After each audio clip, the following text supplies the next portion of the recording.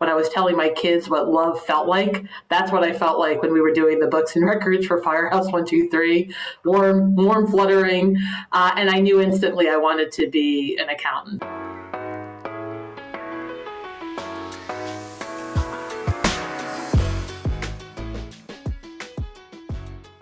What drew you to the MBA degree, and what did the MBA mean to you, the investment in yourself and your career, now that you're on the other side of things?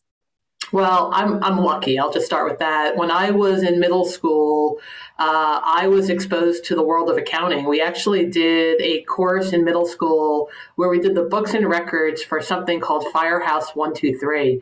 And I got this warm and fuzzy feeling. People sort of make fun of me. I actually tell everybody that when I was telling my kids what love felt like, that's what I felt like when we were doing the books and records for Firehouse 123, warm, fluttering.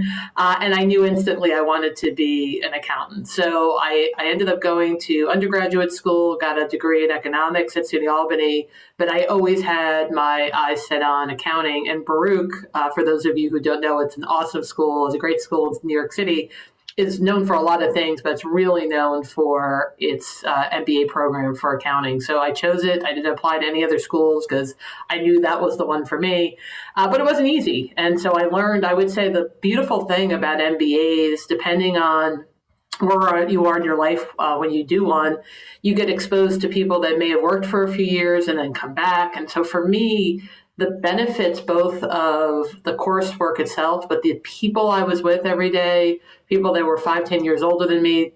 Also, Baruch is an incredibly diverse school.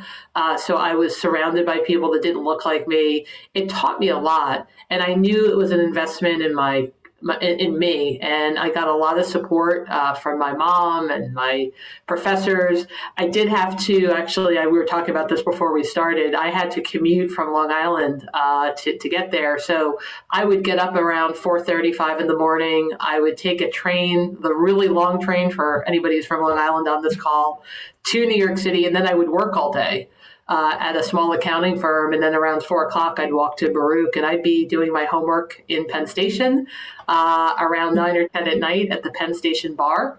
And then I would get back on that train back home. So there was so many lessons in that. There was the academic lessons, there was the resilience of continuing on, learning about business. And then I would just say the diversity aspect was really, really amazing. You're now chair and CEO of Deloitte's US and Audit and assurance business.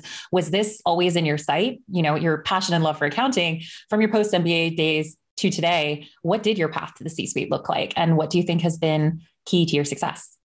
Well, in the early days, in my 20s, my early 30s, I wasn't focused at that time on, I would say, long horizon goals. I went from year to year. At that point in my life, I was really focused on things like, was I happy?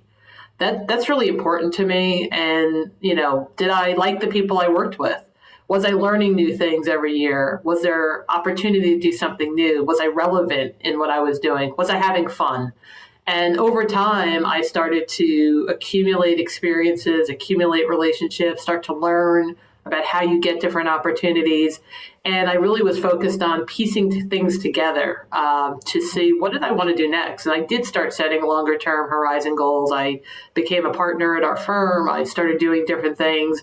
The CEO goal was probably not something until maybe the last 10 years where it started seeming like something I could potentially do. But it was really something that was really, and this is a big piece of advice for me as far as keys to success, is trying to think about not a goal in a job. People sort of get themselves very focused on I want this job. I try to think about goals now around what are the experiences that I may want to have that I don't have today, people I want to work with, things I want to learn, places I want to work. Do I want to be overseas and learn about the rest of the world? Really focus on experiences and use that as the goal itself versus some end state.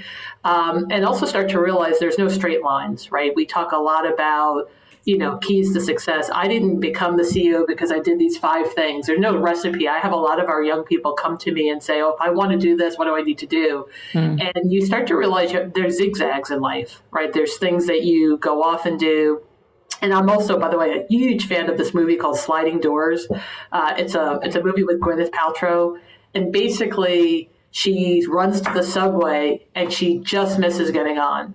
And it's a whole movie about, had she gotten on the subway, what would her life have been? And if she didn't get on the subway, what did her life look like? And I do think about that with careers. People often think about, well, if I did that, if I didn't do that, just accept the place you're in, learn from it, as opposed to thinking, well, what if something would have happened?